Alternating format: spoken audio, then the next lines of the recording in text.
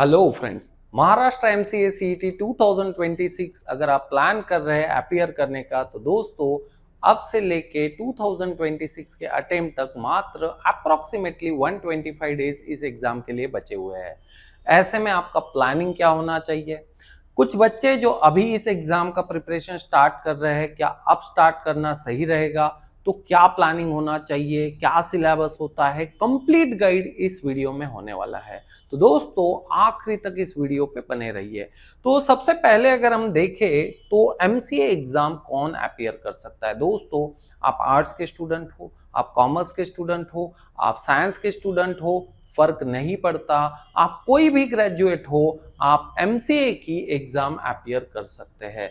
तो दोस्तों Maharashtra MCA CET आपको अपॉर्चुनिटी देता है महाराष्ट्र के top engineering and top management colleges में एमसीए कोर्स करने का और आईटी करियर में अपना पहला कदम रखने का।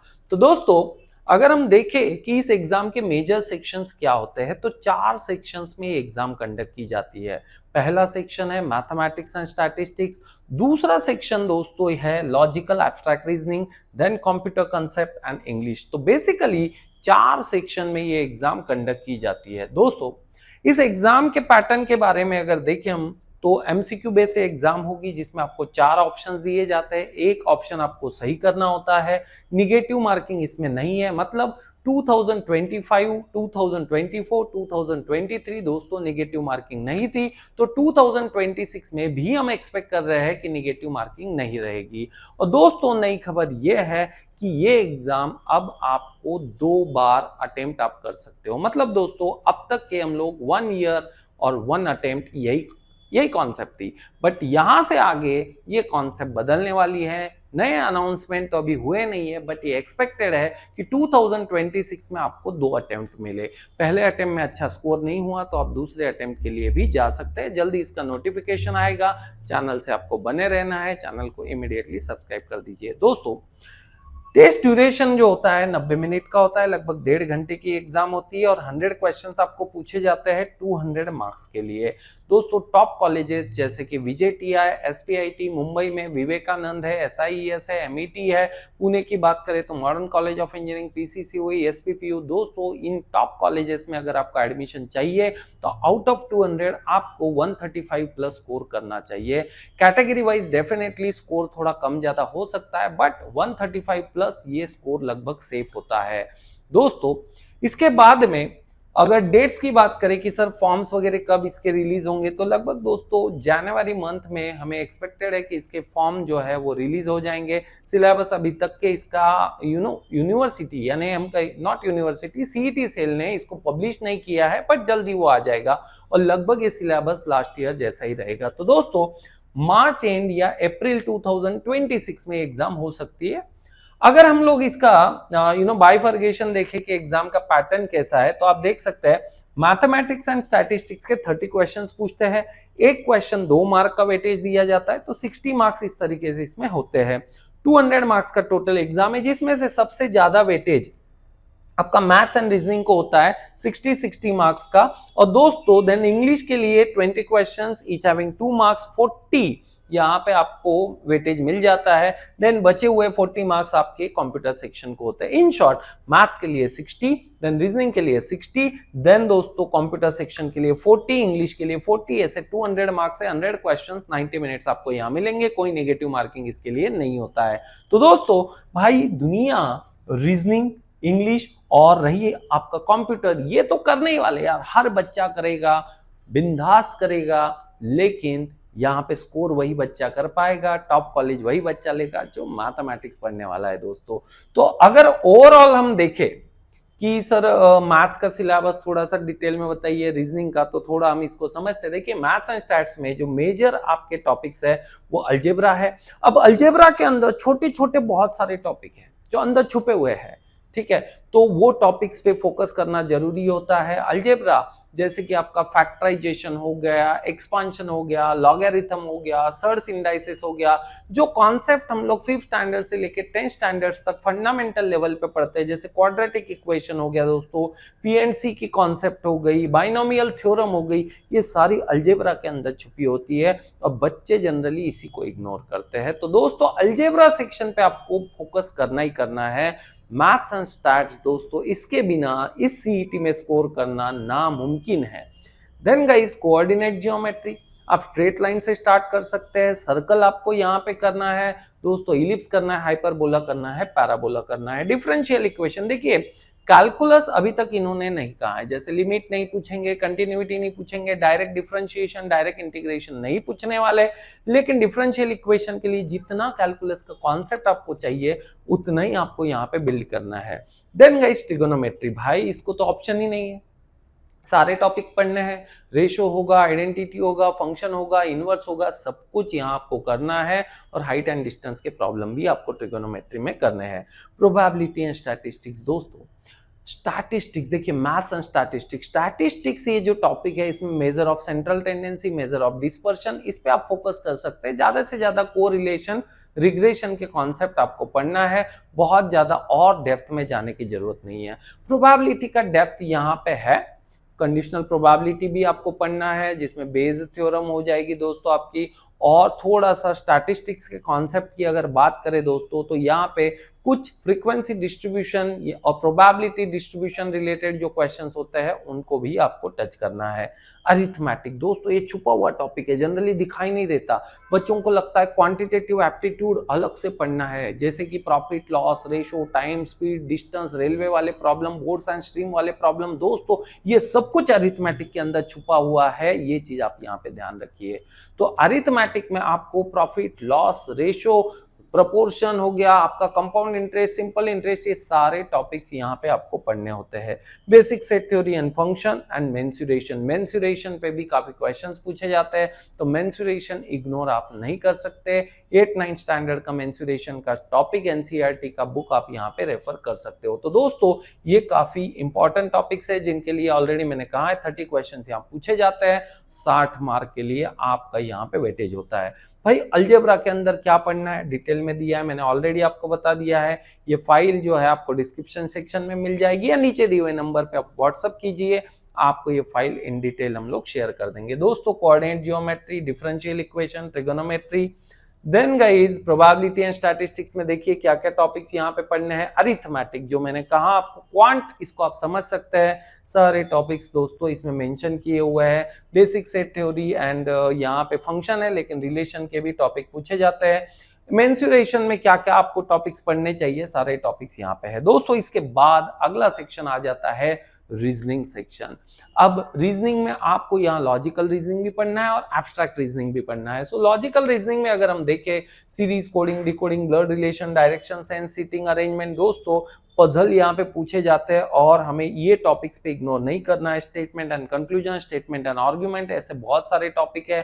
सिलोजिज्म पे क्वेश्चन एक्सपेक्टेड हमको होते हैं। और दोस्तों जैसे कि मैंने कहा यहाँ पे एब्स्ट्रैक्ट रीजनिंग पे भी थोड़ा सा आपको फोकस करना है जिसमें मिरर इमेजेस होते हैं, then counting in the figures होती है, ऐसे बहुत सारे टॉपिक्स होते हैं एब्स्ट्रैक्ट रीजनिंग के, वो भी आपको यहाँ पे कवर करने चाहिए। देन गाइस इंग्लिश, अभी इंग्लिश का तो यार बचपन से आप पढ़ते आ रहे हो, 20 क्वेश्चन पूछे जाते हैं 40 मार्क के लिए, काफी कॉमन टॉपिक होता है, एंटोनिम, सिनोनिम, जनरल ग्रामर के कॉन्सेप्ट, ये सारे कॉन्सेप्ट पे आपको फोकस करना है। और डेफिनेटली एनएसजे एकेडमी के बुक्स इसके लिए आप रेफर कर सकते हैं, ऑल टॉपिक्स आर कवर्ड, आपको और कोई चीज रेफर करने की जरूरत नहीं है दोस्तों। और एनएसजे एकेडमी की डेफिनेटली इस 125 डेज में प्रिपरेशन कैसे करना है, क्या करना है, ये तो हम लोग आपको बता ही रहे। साथ ही साथ दोस्तों इसके प्रिपरेटरी बैच भी आप ज्वाइन कर सकते हैं, मॉक से लेके हर चीज इस बैच में शामिल है दोस्तों। तो आगे बढ़ते हैं कंप्यूटर कॉन्सेप्ट। दोस्तों ये थोड़ा डीप टॉपिक है, खासकर उन बच्चों के लिए दिक्कत होती है जिनका बैकग्राउंड आर्ट कॉमर्स का होता है, जिनका बीएससी कंप्यूटर साइंस है, बीसीए बैकग्राउंड है, उनके लिए उतना दिक्कत नहीं जाता है। यहाँ पे सबसे इंपॉर्टेंट टॉपिक है दोस्तों नंबर कन्वर्जन, जो डेटा रिप्रेजेंटेशन के अंदर आता है, जैसे कि binary to hexa number convert करना है, बाइनरी टू ऑक्टेल करना है, ये सारे जो टॉपिक्स है नंबर सिस्टम के, ये सब आपको यहाँ प्रिपेयर करने होते हैं। बाकी जनरलाइज कॉन्सेप्ट है। और प्रोग्रामिंग के नाम पे दोस्तों यहाँ सी प्रोग्रामिंग आपको आना ही चाहिए। 3 से लेके 4 आपके आउटपुट कोड के प्रॉब्लम्स यहाँ पे पूछे जाते हैं। तो काफी डेप्थ में ये टॉपिक होता है, काफी जनरल कॉन्सेप्ट भी पूछी जाती है, ऑपरेटिंग सिस्टम्स के बेसिक्स भी आपको यहाँ पता होना चाहिए। 20 मार्क के लिए आपको ये प्रिपेयर करना है, सॉरी 20 क्वेश्चन यहाँ पे दिए जाते हैं, 40 मार्क के लिए आपको ये प्रिपेयर करना है। गाइस इसके बाद में देखिए यहाँ पे सबसे इंपॉर्टेंट बात है कि भाई इसका सर अभी 125 डेज का हमारा प्रिपरेशन प्लान कैसे होना चाहिए, खासकर ये उन बच्चों के लिए जो अब शुरुआत करने वाले हैं। दोस्तों शुरुआती 30-40 दिनों में आपको सिर्फ फाउंडेशंस पे फोकस करना है। मैथमेटिक्स के लिए खासकर जो अलजेब्रा वाला सेक्शन है उस पर फोकस कीजिए। अलजेब्रा वाला सेक्शंस ही बाकी सारे टॉपिक्स में ऑलमोस्ट सिंप्लीफिकेशन के लिए इस्तेमाल होता है। तो अगर आपके बेसिक फाउंडेशन ही बिल्ड नहीं हुआ है तो कोई आपको बेनिफिट नहीं होगा। देखो सारे टॉपिक करना इंपॉर्टेंट नहीं है, क्या छोड़ना है ये इंपॉर्टेंट है, क्या करना है ये मैटर नहीं करता। अगर आप ये चीज समझ गए कि सर हाँ ये टॉपिक मेरे कंट्रोल में नहीं, 125 डेज में वैसे भी मैं इसमें बहुत ज्यादा आगे नहीं बढ़ सकता, तो डेफिनेटली वो टॉपिक आप स्किप कर सकते हैं। सारे टॉपिक करना ही ये दोस्तों यहाँ पे इंपॉर्टेंट नहीं होता है। तो खासकर आपको पहले 30-40 दिनों में मैथमेटिक्स के फंडामेंटल्स पे फोकस करना है, कंप्यूटर के फंडामेंटल्स पे यहाँ पे पढ़ना स्टार्ट कर देना, बाकी रीजनिंग और इंग्लिश आप बाद में भी कर सकते हो। नेक्स्ट गाइस 60 डेज में अब आपको स्पीड ट्रेनिंग पे फोकस करना है। देखो यहाँ पे हम लोग क्लासरूम में बहुत बार ऑब्जर्व करते हैं बच्चे को, हर बच्चा ऑलमोस्ट हर बच्चा सॉल्व कर लेता है, बट कोई 1 मिनट में कर रहा है, कोई 2 मिनट में कर रहा है, कोई 3 मिनट में कर रहा है। ये अगर आपको समझ नहीं आया कि सर जो टॉपिक में सॉल्व कर रहा हूँ वो मैं 4-4, 5-5 मिनट में सॉल्व कर पा रहा हूँ, तो दोस्तों बड़ी गड़बड़ होने वाली है। पूरा खेल आप समझ लो 90 मिनट्स का है, 1.5 घंटे में आपको पूरा एग्जाम अटेम्प्ट करना होता है, सारे क्वेश्चंस 100 क्वेश्चंस आपको यहाँ सॉल्व करने होते हैं। ऐसे में स्पीड अगर आपका नहीं बढ़ रहा है किसी टॉपिक में, आप वो टॉपिक छोड़ सकते हो। और ऐसे में NHJ एकेडमी, मेरी मुकेश जैन, इनकी हेल्प होती है दोस्तों। हम लोग आपको गाइड करते हैं कि क्या करे और क्या ना करे, और कोई टॉपिक अगर ना करे तो उसके ऑप्शन में आप लोग क्या कर सकते हैं। Then guys topic wise mock test attempt करना बहुत जरूरी है। अगर मॉक्स ही नहीं आप लगा रहे हो तो डेफिनेटली गड़बड़ होने वाली है। मॉक्स आपको कॉन्फिडेंस देते हैं कि कहाँ आप वीक जा रहे हो, कहाँ आप स्ट्रांग हो, जहां वीक जा रहे हो उसको दोबारा उसी मॉक को रीअटेम्प्ट करके आप अपना स्कोर उसको एनालाइज करके अपना परफॉर्मेंस इवैल्यूएट कर सकते हो। गाइज उसके बाद में जो लास्ट के 25 दिन बचते हैं ना मार्च महीने के, आपको पूरा रिवीजन करना है फास्ट ट्रैक एंड सिर्फ फुल लेंथ मॉक्स ही लगाना है, बाकी आपको एडिशनल करने की जरूरत नहीं है। दोस्तों ये सबसे इंपॉर्टेंट बात है, राइट माइंडसेट। आपको पूरा फोकस सीईटी पे करना है। आपको भी पता है भाई ग्रेजुएशन के मार्क्स कंसीडर नहीं किए जाएंगे अगर आपको एमसी के लिए टॉप कॉलेज चाहिए तो ऐसे में ग्रेजुएशन का उतना ही पढ़ाई आपको करना है, उतना ही फोकस करना है कि फर्स्ट क्लास मिल जाए, बाकी पूरा फोकस आपको इसी एग्जाम पे करना चाहिए। दोस्तों देखिए स्टे फोकस, स्टे मोटिवेटेड, थोड़ा भी डिस्ट्रैक्ट मत होइए कि सर वहां इंटरव्यू दे देता हूँ, ये कर देता हूँ, वो कर देता हूँ। भाई पहला टारगेट तूने सेट किया है, पूरा 100% जी जान उस पर लगा देना है। दोस्तों believe in your self, you can do it. अगर थोड़ा भी आपको हेजिटेशन है ना, आइए बातें कीजिए, फ्री ऑफ कॉस्ट काउंसलिंग यहाँ पे हम लोग प्रोवाइड करते हैं, जिससे कि आपको एक डायरेक्शन मिले, एक अंदाजा मिले कि हाँ सर यही सही है, हमको इसी तरीके से आगे बढ़ना चाहिए। गाइस यहाँ पे जो टॉपर्स होते हैं, देखिए इस साल की बात करता हूँ 2025 की 24 में शांतनु देशपांडे दोस्तों महाराष्ट्र स्टेट बॉयज में फर्स्ट रैंक लाया था। इन सब बच्चों से 2025 में ऐसा कोई टॉप कॉलेज नहीं जहां पे एनएचजे एकेडमी का स्टूडेंट नहीं है दोस्तों। तो इन सब से जब बातें करते हैं, पॉडकास्ट करते हैं, जब ये पढ़ रहे होते थे बच्चे दोस्तों, इन सब के जो सीक्रेट्स होते हैं वो सारे इसी में छुपे हुए हैं। इन्होंने कभी मॉक टेस्ट से दोस्तों पर्दा नहीं किया, ये हमेशा आगे रहे, मॉक्स ये देते गए। इनको इससे बहुत ज्यादा यानी इवैल्यूएशन, खुद का परफॉर्मेंस ट्रैक करने का मौका मिलता है। बातें मॉक से होती है, टीचर स्टूडेंट का रिश्ता मॉक से बनता है दोस्तों। जब आप मॉक देते हो, आपकी गलतियां डिस्कस की जाती है, सामने आती है, तो मॉक्स बहुत इंपॉर्टेंट है। They show you where you stand and where you need to improve. दोस्तों इसके बिना कुछ नहीं हो सकता, और राइट मॉक्स होना बहुत जरूरी है। लास्ट 18 ईयर्स के एक्सपीरियंस में जब से एमसीए सीईटी स्टार्ट हुआ है दोस्तों, पूरे सीईटी का जो सिलेबस है, उनके जो टेस्ट का पैटर्न है, उसका अंदाजा लेके बेहतर मॉक्स हमने आपके लिए लाए हैं। Trust the process. There will be tough days but keep going. देखिए होगा, शुरुआत में आपको मैथ्स टफ जाएगा, बहुत से बच्चे commerce background, art background, BCS करते हैं, बीसीए करते हैं, मैथ छूटा हुआ रहता है दोस्तों। ऐसे में आपको टेंशन आना बिल्कुल मतलब आम बात है, बट याद रखिए आप अपना आउटपुट, अपने एफर्ट्स पूरे लगाए, आपको इसका बेनिफिट जरूर होगा। तो दोस्तों एवरी एफर्ट्स काउंट्स, ये बात याद रखिए। अब आपको क्या चाहिए ऐसे में? सबसे पहले तो भाई स्टडी मटेरियल बहुत इंपॉर्टेंट है। एनएसजे एकेडमी का पूरा स्टडी मटेरियल आप बाय कर सकते हैं, या मार्केट में से कोई भी बुक, एक कॉमन बुक आप उठा सकते हैं, आर्यंत वगैरह कोई भी बुक आप ले सकते हैं। दोस्तों यहाँ पे आपका जो फोकस है वो स्टडी मटेरियल पे अच्छा होना चाहिए। मैं तो कहता हूँ एनसीईआरटी की बुक्स भी आप यहाँ पे रेफर कर सकते हो मैथमेटिक्स सेक्शन के लिए। बाकी रीजनिंग वगैरह के लिए आप आर.एस. अग्रवाल ले सकते हो, या फिर मैंने कहा सिंपली एनएसजे एकेडमी का एकदम प्रिपरेटरी प्रॉपर स्टडी मटेरियल है, वो आप रेफर कर सकते हो। 4 बुक्स उसमें आपको मिलती है। क्वांट का बुक मिल जाता है, रीजनिंग का बुक मिल जाता है, इंग्लिश का मिल जाता है, कंप्यूटर का मिल जाता है, और मैथ्स के लिए दोस्तों पूरा प्रिपरेशन हम लोग यहाँ पे अलग से करवा देते हैं। प्रैक्टिस टेस्ट सीरीज आप एनएसजे एकेडमी का बाय कर सकते हो, और डेफिनेटली यहाँ पे आपको एक राइट गाइडेंस की जरूरत है, और उसी के लिए दोस्तों एनएसजे एकेडमी आपके लिए एक कोचिंग जो है वो प्रोवाइड करता है, जो ऑनलाइन ऑफलाइन रिकॉर्डेड तीनों मोड में होता है।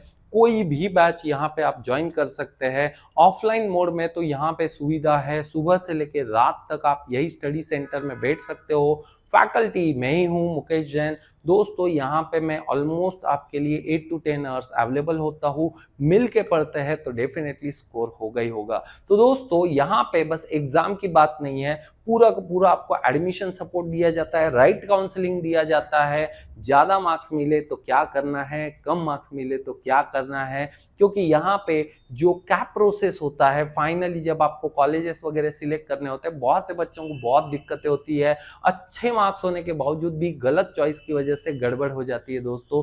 तो यहाँ पे राइट काउंसलिंग आपको टिल एग्जामिनेशन प्रोवाइड की जाती है। तो ये जो बैच है काफी अफोर्डेबल फीस पे हम आपके लिए लेके आए हैं। नीचे दिए हुए नंबर पे आप कांटेक्ट कीजिए, व्हाट्सअप कर सकते हैं, कॉल कर सकते हैं, हमारी टीम आपको राइट गाइडेंस देगी दोस्तों। तो ये नंबर है 9823782121, और दोस्तों स्क्रीन पे भी आपको दूसरा नंबर दिखाई दे रहा होगा। डिस्क्रिप्शन बॉक्स में आपको हमारे एप्लीकेशन के लिंक्स मिल जाएंगे, सोशल मीडिया हैंडल्स मिल जाएंगे। देखिए कोचिंग करना ही है ये जरूरी नहीं है, बट हमसे जुड़े रह सकते हैं। बहुत सी चीजें दोस्तों टिल आपके एमसीए एडमिशन तक आपके सामने नई नई आने वाली है। तो गाइज बने रहिए। Thank you very much, bye bye.